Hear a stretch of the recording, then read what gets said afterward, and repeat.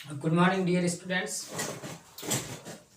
Gayatri school Sanchore के YouTube channel में आपका स्वागत है। जैसा कि पहले लेक्चर पार्ट नंबर 10 में अपन डिस्कस कर चुके थे, वो डिस्कस कर रहे थे टेक्निक्स यूज्ड इन आरडीटी, पुनर्योजन डीएनए तकनीक में प्रयोग में आने वाली कुछ तकनीकें जो अप्लाइड बायोलॉजी के रूप में काम में ली जाती है। उसमें फर्स्ट अपन डिस्कस कर चुके थे, वो थी अपनी जेल इलेक्ट्रोफोरेसिस, जिसके बारे में उस किस सिद्धांत पर काम करती है और इस इंस्ट्रूमेंट को हम हैंडल करना चाहे तो कैसे करते हैं, इनके बारे में आपको बता दिया था। आज सेकंड टेक्निक्स है, उसके बारे में अपन अध्ययन करेंगे, वो रहेगी आपकी ब्लॉटिंग टेक्निक्स। अब ये सारी की सारी जितनी भी जो तकनीक है, उस तकनीक का उपयोग किस लिए किया जाता है? किसी भी जो मॉलिक्यूल है, आणविक मॉलिक्यूल, मतलब जो आणविक अणु है, डीएनए, आरएनए, प्रोटीन और अमीनो अम्ल जैसे मॉलिक्यूल है, उस मॉलिक्यूल की एक तो क्या करनी है, हमें पहचान करनी, आइडेंटिफिकेशन, और दूसरा उसका क्या करना है, पृथक्करण। यहां से पृथक करना और उसकी पहचान करने के लिए इस टेक्निक्स को अपन उपयोग में लेंगे। ओके, आज की जो अपनी टेक्निक्स है वो रहेगी ब्लॉटिंग टेक्निक्स। ब्लॉटिंग टेक्निक्स किस लिए काम में ली जाएगी? डीएनए, आरएनए और प्रोटीन की पहचान और पृथक्करण करने के लिए काम में ली जाती है। तो कि सर इस टेक्निक्स को हम हैंडल करना चाहे तो कैसे करेंगे? सिंपल सी टेक्निक्स है कि जो आपका डीएनए फ्रेगमेंट है, ठीक है, प्रारंभिक स्तर पर इस डीएनए फ्रेगमेंट को क्लीवेज करना। क्लीवेज का मतलब होता है तोड़ना, और तोड़ने के लिए हमारे पास एक एंजाइम है जिसका नाम है रेस्ट्रिक्शन एंडोन्यूक्लियोज एंजाइम, जो आरडीटी से हम पढ़े आ रहे हैं। तो रेस्ट्रिक्शन एंडोन्यूक्लियोज एंजाइम की सहायता से इस डीएनए के फ्रेगमेंट को क्या किया जाएगा? तोड़ा जाएगा, और तोड़ने के बाद अपन इसकी रन करवाएंगे क्या? Gel electrophoresis. क्लियर? और जेल इलेक्ट्रोफोरेसिस क्या है, किस सिद्धांत पर काम करती है, और इसके द्वारा डीएनए के फ्रेगमेंट को कैसे आइसोलेट किया जाता है, ये अपन इस टेक्निक्स के बारे में लेक्चर नंबर 10 में पढ़ चुके थे। क्लियर?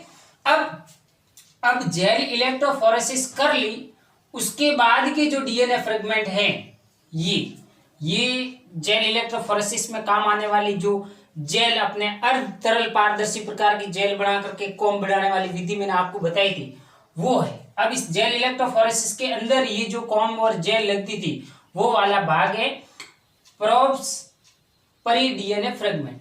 प्रोब्स परी डीएनए के जो फ्रेगमेंट ये पढ़ेंगे, ये फ्रेगमेंट है, ये जेल के अंदर पड़े हैं। अब इस जेल के अंदर पड़े हैं, इसको अपन ने कहा ले लिया, बाहर ले लिया, और बाहर लेने के बाद अपन ने एक पेपर है जिसका नाम है नाइट्रोसेल्युलोज पेपर। इस नाइट्रोसेल्युलोज पेपर पर इस पूरी जेल को क्या कर दिया? ट्रांसफर कर दिया। ओके, अब ये कैसे ट्रांसफर किया, ये ध्यान दें, ये इसका बेस है आधार, ठीक है, आधार, कोई नीचे वाला भाग है उसका आधार है। इस आधारीय भाग पर जो अपन ने जेल इलेक्ट्रोफोरेसिस के बाद बने डीएनए के फ्रेगमेंट वाली जेल है, उसको यहां पर रखा। ये दिखाई दे रहा है, जो ब्लैक कलर से मैंने डिनोटेड करने की कोशिश की है, वो है आपकी जेल जिसके अंदर डीएनए के फ्रेगमेंट मौजूद है। दूसरा है, इस डीएनए फ्रेगमेंट के ऊपर अपन ने रखा नाइट्रोसेल्युलोज पेपर, ठीक है। अब इस नाइट्रोसेल्युलोज पेपर के ऊपर इस जेल को क्या किया है? ट्रांसफर किया। अब ये नाइट्रोसेल्युलोज का पेपर रख लिया। अब इसके ऊपर ऐसे बहुत सारे पेपर है जो इसको ऊपर से क्या करेंगे? प्रेस करेंगे, दबाएंगे। प्रेस का मतलब में इसको दबाएंगे, और दबाने के कारण अब जो जेल के अंदर डीएनए के जो जितने भी फ्रेगमेंट है, वो डीएनए के फ्रेगमेंट है, वो इस नाइट्रोसेल्युलोज पेपर के ऊपर क्या हो जाएंगे? ट्रांसफर हो जाएंगे। सिंपल सी मेथड है। अब ये लिखा मैंने कि ट्रांसफर डीएनए फ्रेगमेंट्स इन नाइट्रोसेल्युलोज पेपर। यहां से इस जेल वाले कॉम वाले पोर्शन को नाइट्रोसेल्युलोज पेपर के ऊपर ट्रांसफर कर दिया, ट्रांसफर किया, प्रेस किया, दबाया, तो अब इसके अंदर जेल के अंदर जो डीएनए फ्रेगमेंट थे, वो आपके नाइट्रोसेल्युलोज पेपर के ऊपर क्या हो गए? स्थानांतरित हो गए। अब ये नाइट्रोसेल्युलोज पेपर के ऊपर डीएनए के फ्रेगमेंट जो जेल इलेक्ट्रोफोरेसिस से अपने प्राप्त किए थे, वो कहाँ आ गए? नाइट्रोसेल्युलोज पेपर पर। तो यहाँ पर मैंने ट्रांसफर डीएनए फ्रेगमेंट इन नाइट्रोसेल्युलोज पेपर, यानी कि नाइट्रोसेल्युलोज पेपर पर डीएनए के फ्रेगमेंट, डीएनए के खंड क्या हो गए? स्थानांतरित हो गए। अब हमें पता करना है कि सर हमने जेल इलेक्ट्रोफोरेसिस से डीएनए तो निकाल दिया, लेकिन ये जो ब्लॉटिंग की टेक्निक्स हैं, इस ब्लॉटिंग की टेक्निक्स के माध्यम से क्या वांछित गुणवत्ता वाला डीएनए नाइट्रोसेल्यूलोज पेपर के ऊपर स्थानांतरित हुआ या नहीं हुआ। तो इसके लिए हमारे पास रेडियो एक्टिव तत्व होंगे, ठीक है, जो पराबैंगनी किरणों में जो जेल डॉग सिस्टम है उसके अंदर रिफ्लेक्शन का, प्रकाश प्रदीप्ति होने का क्या करेगा, काम करेगा। तो रेडियो एक्टिव तत्व होते हैं, ये रेडियो एक्टिव डीएनए प्रोब्स को आइडेंटिफाई करने का क्या करेगा, काम करेगा। कि इस रेडियो एक्टिव तत्व के माध्यम से जेल डॉग सिस्टम में जैसे ही रेडियो एक्टिव तत्व का फ्लोरोसेंट देंगे तो वो रेडियो एक्टिव तत्व डीएनए के फ्रेगमेंट को प्रकाश प्रदीप्त करने का क्या करेगा, काम करेगा, ताकि हमें पता चल जाएगा कि हाँ बिल्कुल जो ब्लॉटिंग टेक्निक्स के माध्यम से अपन डीएनए की पहचान या पृथक्करण करना चाहते हैं वो बिल्कुल ही हो जाती है या हो गए है। ठीक, अब ब्लॉटिंग टेक्निक्स कौन कौन सी है, कितने प्रकार की है और कौन सी टेक्निक्स के लिए किस न्यूक्लिक अम्ल के लिए कौन सी टेक्निक्स है वो अपन काम में लेंगे। तो सामान्य देखें तो आपको पहले बता चुका हूं, लेकिन अभी one by one upon discuss करेंगे। एक है सदर्न ब्लॉटिंग, नदर्न ब्लॉटिंग और तीसरी है वेस्टर्न ब्लॉटिंग। इसके बारे में अपन डिटेल से अभी अध्ययन करेंगे। ये ब्लॉटिंग टेक्निक्स है, इस ब्लॉटिंग टेक्निक्स के अलग अलग टाइप है, southern blotting techniques, northern blotting techniques और वेस्टर्न ब्लॉटिंग टेक्निक्स।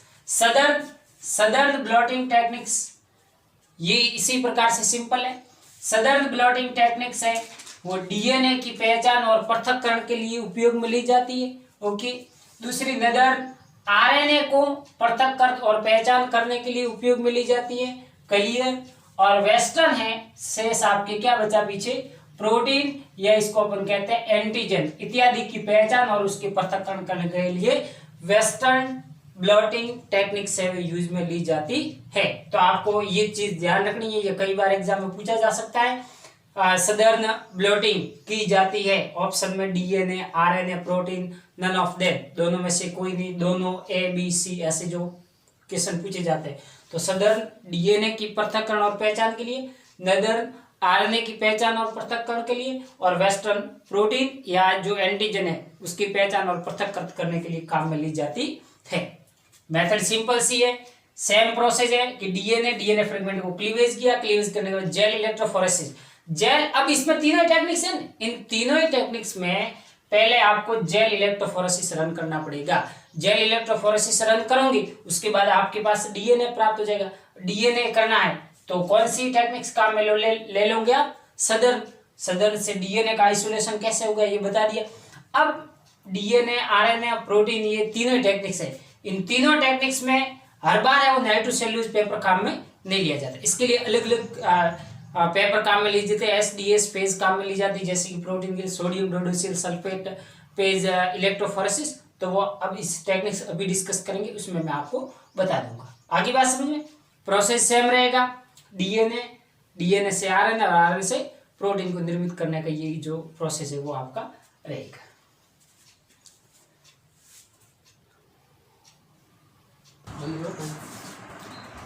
तो अभी अपन बात कर रहे थे ब्लॉटिंग टेक्निक्स की, जिसमें ये जो ब्लॉटिंग टेक्निक्स है ये आपके सिलेबस में 3 प्रकार की है। पहले अपन डिस्कस करने जा रहे हैं वो है सदर्न ब्लॉटिंग तकनीक। क्या है सदर्न ब्लॉटिंग टेक्निक्स, इसकी थ्योरेटिकल पोर्शन मैंने आपको बता दिया। इस तकनीक के द्वारा डीएनए खंडों का है विश्लेषण किया जाता है और इस तकनीक के बारे में एक वैज्ञानिक है जिसका नाम है E.N. सदर्न। इसने सबसे पहले इसको क्या किया था, डेवलप किया था और इसी वैज्ञानिक ने डेवलप किया था, इसीलिए इसके नाम से इसने इस तकनीक का नाम दे दिया southern technique, blotting techniques. Clear. तो ये सिंपल से आपको पहले बता दिया था कि डीएनए की पहचान और पृथक्करण करने के लिए इस टेक्निक्स को काम में लिया जाता है। अब इस टेक्नोलॉजी को अपनाने के लिए एक पेपर काम में लिया जाता है जिसका नाम है नाइट्रोसेल्यूलोज पेपर। तो इस तकनीक में नाइट्रोसेल्यूलोज पेपर पर एक प्रोब जोड़ी जाती है और यही प्रोब है वो डीएनए के अनुक्रम के संपूरक होगी। मतलब सिंपल सी प्रोसेस है कि ये डीएनए का फ्रेगमेंट जो जेल इलेक्ट्रोफोरेसिस के बाद आया, ठीक है, ये फ्रेगमेंट है डीएनए का। दूसरा आप अनुक्रम के रूप में क्या जोड़ रहे हैं, प्रोब जोड़ रहे हैं, तो ये प्रोब भी इसके क्या होगा, कॉम्प्लीमेंट्री होगा, और कॉम्प्लीमेंट्री होगा तब डबल हेलिक्स डीएनए वो आपका संश्लेषित हो जाएगा। तो इस प्रोब का अनुक्रम उस डीएनए अनुक्रम के कॉम्प्लीमेंट्री होता है, और जिससे पहचान कर इसको क्या करना होता है, हमें अलग करना होता है। तो पहचान कैसे करेगा, जैसे कि ये है तो ये प्रोब का जो कॉम्प्लीमेंट्री होगा वो क्या हो जाएगा, आपका टी हो जाएगा। तो AT इस प्रकार से करके इसकी आइडेंटिफिकेशन हो जाएगी कि हाँ वास्तव में आपका डीएनए है वो पहचाना गया। इलेक्ट्रोफोरेसिस जेल को इस नाइट्रोसेल्यूलोज पेपर के साथ संपर्क में रखा जाता है, और जेल से वांछित गुणों वाली जीन नाइट्रोसेल्यूलोज पेपर पर क्या हो जाती है, ट्रांसफर होगी। ज्यादा कोई डिग्री नहीं है। जेल इलेक्ट्रोफोरेसिस अपन ने पढ़ा। जेल इलेक्ट्रोफोरेसिस के माध्यम से अपन डीएनए को आइसोलेट करके इसकी क्या कर ले, पृथक कर ले। अब जो जेल इलेक्ट्रोफोरेसिस से जो आपकी जेल कॉम वाली है उस जेल को अपन स्थानांतरित कर देंगे कहां पर, नाइट्रोसेल्यूलोज के पेपर के ऊपर, और जैसे ही नाइट्रोसेल्यूलोज पेपर के ऊपर स्थानांतरित करेंगे तो वांछित गुण वाली जीनें वहां पर क्या हो जाएगी, स्थानांतरित हो जाएगी।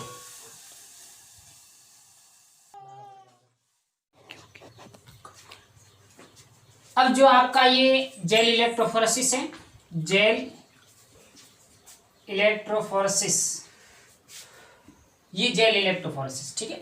अब इस जेल इलेक्ट्रोफोरेसिस के अंदर क्या भरी हुई है, जेल भरी हुई, जिसके अंदर अपन ने किसी प्लांट से किसी ऑर्गेनिज्म से डीएनए को क्या किया, आइसोलेट करके उसके अंदर रन करवाया था। तो अब उस जेल को अपन लेकर के ट्रांसफर कर देंगे इस आधार पर, ठीक है। अब ये आपका कोई आधार है, इस आधार के ऊपर सबसे पहले वाला भाग है, ये तो रहेगी आपकी जेल। ये इसको मैं अलग कलर से डिनोटेड कर लेता हूं, सॉरी। ये जो ग्रीन कलर से मैंने डॉटेड किया है वो आपकी जेल, जो इलेक्ट्रोफोरेसिस से स्थानांतरित किया है इस बेस के ऊपर, आधार के ऊपर, ठीक है। ये जेल है। अब इस जेल के ऊपर रहेगा आपका, वो रहेगा नाइट्रोसेल्यूलोज पेपर। ये रहा, ये नहीं चल रहा, सॉरी। तो ये जो पेपर है ये है आपका नाइट्रोसेल्यूलोज पेपर, ठीक है। और इसके ऊपर बहुत सारे ऐसे दबाव देने के लिए बहुत सारे पेपर है, उस पेपर की सहायता से इसको क्या करेंगे, प्रेस करेंगे, दबाएंगे। जैसे ही दबाया तो ये जेल के अंदर जो ये डीएनए के फ्रेगमेंट हैं, ठीक है, तो इसमें से जो वांछित गुणवत्ता वाला जीन या डीएनए होगा, ये वांछित गुणवत्ता वाला जीन या डीएनए इस जेल से इस नाइट्रोसेल्यूलोज पेपर के ऊपर क्या हो जाएगा, स्थानांतरित हो जाएगा।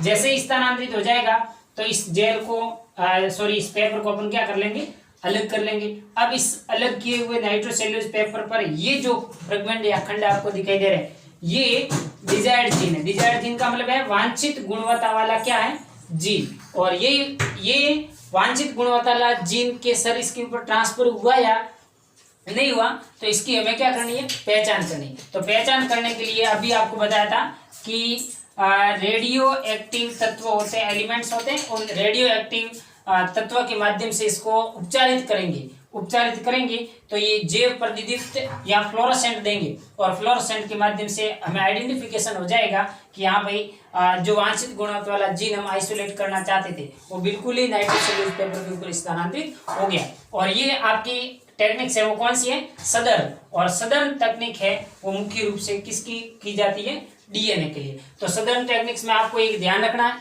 ईएन सदर्न नामक वैज्ञानिक ने इसको खोजा था। दूसरा, इस टेक्निक्स के अंदर नाइट्रोसेल्यूलोज के पेपर काम में लिए जाते हैं, और इससे डीएनए को पृथक्करण और पहचान है वो की जाती है। ओके, दूसरी है वो अपन नदर डिस्कस करेंगे। तो सेकंड ब्लॉटिंग टेक्निक्स का टाइप है वो है नदर्न ब्लॉटिंग टेक्निक्स। और नदर्न ब्लॉटिंग टेक्निक्स है वो अपने आरएनए को विश्लेषित करने, पृथक्कृत करने और पहचान करने के लिए काम में ली जाती है। क्या है नदर्न ब्लॉटिंग टेक्निक्स के सर, सदर्न और नदर्न में अंतर क्या है, तो अभी आपको मालूम पड़ जाएगा। इस तकनीक के द्वारा आरएनए, बहुत इंपॉर्टेंट चीज, आरएनए अणुओं का विश्लेषण है वो किया जाता है। और इस तकनीक का विकास एक वैज्ञानिक है जिसका नाम है ऑल्विन नामक वैज्ञानिक ने किया था। आरएनए के अणु नाइट्रोसेल्यूलोज पेपर पर अब इतनी क्रियाशीलता प्रदर्शित नहीं करते हैं जितना कि डीएनए प्रदर्शित करता है। तो कैसा नाइट्रोसेल्यूलोज पेपर के ऊपर यदि ये क्रियाशीलता प्रदर्शित नहीं करेगा तो ऑल्विन ने एक दूसरा पेपर काम में लिया जिसका नाम है OBM। इस चीज को आपको नदर टेक्निक्स में क्या रखना है, याद रखना है कि OBM पेपर क्या है, अमीनो बेंजाइल ऑक्सीमिथाइल पेपर यूज में लिया और फिर इस अमीनो बेंजाइल ऑक्सीमिथाइल पेपर पर स्थानांतरित करेंगे आरएनए के अणु को। वहां पर सदर्न टेक्निक्स में क्या किया जा रहा था कि जो डीएनए का मॉलिक्यूल है उस डीएनए को नाइट्रोसेल्यूलोज पेपर के ऊपर क्या किया जाता था, स्थानांतरित किया जाता था। अब नदर्न में आप किसको विश्लेषित करना चाह रहे हैं, आरएनए को। तो यहाँ पर नाइट्रोसेल्यूलोज पेपर न लेकर के OBM पेपर के ऊपर आरएनए के अणुओं को क्या किया जाएगा, स्थानांतरित किया जाएगा। और स्थानांतरित हो जाता है, प्रेस कर दिया, दबा दिया। उसके बाद है वो यहाँ पर काम में लेंगे अपन आरएनए प्रोब्स। और आणविक प्रोब्स के बारे में मैंने आपको पहले बता दिया था कि डीएनए की पहचान करने के लिए डीएनए प्रोब्स और आरएनए की पहचान करने के लिए क्या काम में लिया जाएगा, आरएनए प्रोब्स। तो जैसे ही ये प्रोसेस पूरी कर लेंगे उसके बाद आरएनए प्रोब्स की सहायता से अपने इसका आइडेंटिफिकेशन कर लेंगे कि वास्तव में क्या आरएनए आइसोलेट हो पाया है या नहीं हो पाया। ठीक है, तो सदर्न और नदर्न टेक्निक्स में ज्यादा अंतर नहीं है, प्रोसेस वही है, प्रोसेस सेम है। सदर्न में नाइट्रोसेल्यूलोज का पेपर काम में लिया जाता था, नदर्न में OBM अमीनो बेंजाइल ऑक्सीमिथाइल पेपर है वो काम में लिया जाता। बाकी वही टेक्निक्स है, डीएनए से क्या बन गया आपका आरएनए फ्रेगमेंट। अब आरएनए फ्रेगमेंट को है वो आप एक नीचे बेस आधार है और इस आधार के ऊपर आप यहाँ पर डाल देंगे जेल। ठीक है, और इस जेल के ऊपर आ जाएगा आपके OBM पेपर और इसके ऊपर बहुत सारे और पेपर लगाएंगे। उस पेपर की सहायता इसको क्या किया जाएगा, पुश किया जाएगा, दबाया जाएगा और दबाते ही इस जेल के अंदर मौजूद आरएनए आपके OBM अमीनो बेंजाइल ऑक्सीमिथाइल पेपर के ऊपर क्या हो जाएंगे, स्थानांतरित हो जाएंगे, ट्रांसफर हो जाएंगे और आरएनए प्रोब की सहायता से इसका हम क्या कर लेंगे, आइडेंटिफिकेशन कर लेंगे। ओके बच्चों, तो ये दो थी सदर्न और नदर्न टेक्निक्स। दोनों में सर अंतर क्या है, सदर्न में नाइट्रोसेल्यूलोज पेपर काम में लिया जाता है, पहली बात। दूसरी बात, सदर्न ब्लॉटिंग टेक्निक्स में डीएनए का विश्लेषण किया जाता है, डीएनए का पृथक्करण और आइसोलेशन किया जाता है। नदर्न ब्लॉटिंग टेक्निक्स में OBM अमीनो बेंजाइल ऑक्सीमिथाइल पेपर काम में लिया जाता है और आरएनए के विश्लेषण में काम आती है। इतना दोनों में फर्क है। अब लास्ट एंड फाइनल एक टेक्निक्स बचती है जिसका नाम है वेस्टर्न ब्लॉटिंग और वो वेस्टर्न ब्लॉटिंग है वो आपके प्रोटीन के आइसोलेशन या विश्लेषण के लिए काम में ली जाती है। तो अब अपन डिस्कस करेंगे वेस्टर्न ब्लॉटिंग।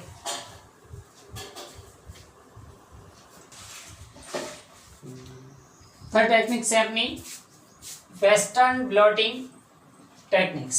और वेस्टर्न ब्लॉटिंग टेक्निक्स आपको पहले ही बता दिया था कि प्रोटीन या फिर इसको अपन कहते हैं एंटीजन को पृथक कर और पहचान करनी है तो इसके लिए अपन वेस्टर्न ब्लॉटिंग टेक्निक्स को उपयोग में लेंगे। ठीक है, तकनीक सेम है, प्रोसेस इसका सेम रहेगा। तीनों ही प्रकार के टेक्निक्स का प्रोसेस सेम है। इसके अंदर काम आने वाले केमिकल और इसके अंदर काम आने वाले पेपर है वो डिफरेंट टाइप के है।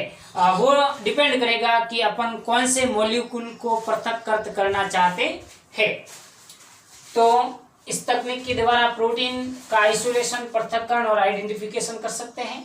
और इस तकनीक का विकास है टेमारा नामक वैज्ञानिक ने किया था। क्या है, प्रोटीन के पृथक्करण के लिए SDS फेज, बहुत इंपॉर्टेंट चीज है ये SDS फेज। ठीक है, SDS फेज क्या है, sodium dodecyl sulphate polyacrylamide gel electrophoresis. जब अपन ने जेल इलेक्ट्रोफोरेसिस डिस्कस किया था उस समय आपको बताया था कि जेल इलेक्ट्रोफोरेसिस में दो प्रकार की डाई काम में ली जाती है। एक होती है एग्रूज जेल, ठीक है, और दूसरी होती है पेज जेल। पेज जेल का मतलब है पॉलीएक्रिलामाइड जेल इलेक्ट्रोफोरेसिस। तो अब यहाँ पर यह आया SDS पेज। SDS पेज का मतलब है सोडियम डोडोसाइल सल्फेट, एक प्रकार का अपमार्जक है। उस अपमार्जक को काम में लिया जाता है प्रोटीन के आइसोलेशन, पहचान और पृथक्करण करने के लिए। तो इस संदर्भ में, इस टेक्निक्स में अपन जो इलेक्ट्रोफोरेसिस काम में लेंगे वो इलेक्ट्रोफोरेसिस आपकी कौन सी होगी, page electrophoresis, that is polyacrylamide gel electrophoresis तकनीक। ठीक है, और इसको उपयोग लेंगे अपन प्रोटीन के पृथक्करण और पहचान करने के लिए। तो इस प्रकार प्रोटीन के पृथक्करण के लिए एसडीएस फेज की फुल फॉर्म है सोडियम डोडिसाइल सल्फेट प्रयोग में लिया जाता है। तो अब देखो, प्रत्येक ईच मॉलिक्यूल के लिए इंडिविजुअल अलग अलग प्रकार के केमिकल और अलग अलग प्रकार के जो काम में लिए जाते हैं। पहले अपन ने डीएनए के लिए बात कर ली थी, तो डीएनए के लिए अपन यहाँ काम में क्या कर रहे थे, नाइट्रोसेल्यूलोज पेपर। ठीक है, आरएनए के लिए आपने काम में लिया था आपका एक ओबीएम पेपर, और प्रोटीन के लिए आप ले रहे हैं यहाँ पर एसडीएस फेज। ये तीनों में अंतर रहेगा। तो सोडियम डोडिसिल सल्फेट प्रयोग में ली जाएगी। इस प्रकार इस इलेक्ट्रोफोरेसिस में एक अपमार्जक है, ये जो एसडीएस है ये एक प्रकार का अपमार्जक है। इस अपमार्जक को प्रोटीन के पृथक्करण के लिए काम में है वो लिया जाएगा। और जैसे इस एसडीएस सल्फेट के प्रयोग लिया जाता है और इस प्रकार जो पृथक अणु किए जाते हैं उसके लास्ट में क्या की जाएगी, रेडियो एक्टिव तत्व है, उस रेडियो एक्टिव तत्वों की सहायता से इसकी क्या कर ली जाती है, आइडेंटिफिकेशन या उसकी पहचान कर ली जाती है। तो ये ब्लोटिंग्स की तीनों टेक्निक्स थी, और तीनों टेक्निक्स में सर हम अंतर बताना चाहें तो कैसे बताएंगे वो आपको सिंपल सी बता देता हूं। पहले ये है आपका डीएनए, ठीक है, और डीएनए के लिए जो टेक्निक्स काम में ली जाती है पृथक्करण के लिए वो है सदर्न ब्लोटिंग। आरएनए के लिए आपके नदर्न ब्लोटिंग टेक्निक्स, और तीसरा है वो है प्रोटीन कंटेंट, इसके लिए आपकी रहेगी वेस्टर्न ब्लोटिंग टेक्निक्स। प्रोसेस तीनों की सेम है, केमिकल और पेपर है वो अलग अलग काम में लिए जाते हैं। ये रहा आपका डीएनए। सदर्न ब्लोटिंग में डीएनए को पृथक्करण करने के लिए हम यहाँ पर नाइट्रोसेल्यूलोज का पेपर काम में लेंगे, पहला अंतर। आरएनए को करने के लिए, आइसोलेट करने के लिए आपका नदर्न टेक्निक्स काम में ली जाती है, और नदर्न के लिए ओबीएन है अमीनो बेंजाइल ऑक्सीमिथाइल, अमीनो बेंजाइल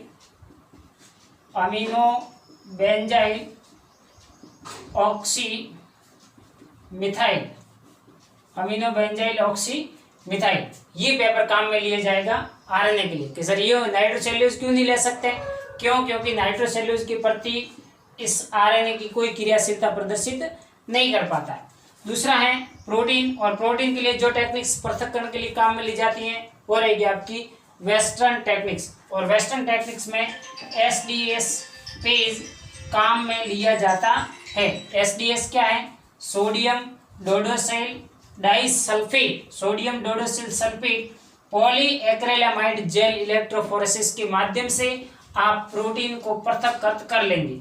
जैसे ही तीनों का पृथक्करण हो गया, इन तीनों को पृथक्कृत कर लिया, पृथक्कृत हो जाने के बाद लास्ट एंड फाइनल में रेडियो